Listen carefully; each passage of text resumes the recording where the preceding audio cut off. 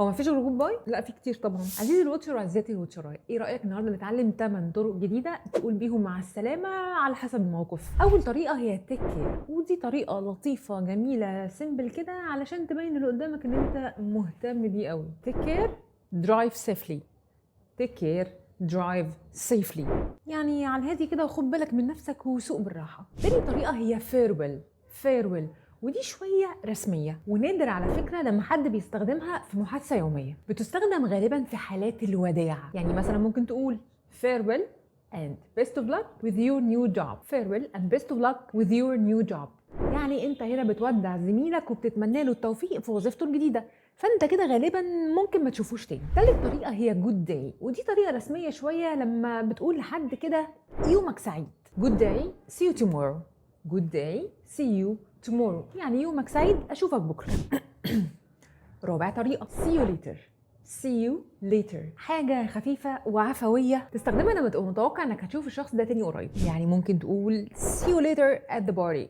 see you later at the party، يعني اشوفك بعدين كده في الحفلة. خامس طريقة see you later alligator، طريقة غير رسمية وكمان فن ومرحة لما تبقى عايز تستخف دمك شوية كده وانت بتقول باي باي. see you later alligator have fun at the party. see you later alligator have fun at the party، يعني اشوفك بعدين، اتمنى انك تتبسط في الحفله. later gator، ودي طريقه رقم 6 ترد بيها على اللي احنا قلناه في رقم 5 see you later alligator، فانت ترد تقول later gator. هو استخف دمه فانت برضه تستخف دمك عادي. later gator I'll text you when I'm home. مع السلامه، هبعت لك لما اروح البيت. طب سابع طريقه catch you later. catch you later دي طريقه شبابي وفانكي وكانك بتقول له طب يلا بقى اشوفك على خير. catch you later man، اشوفك على خير.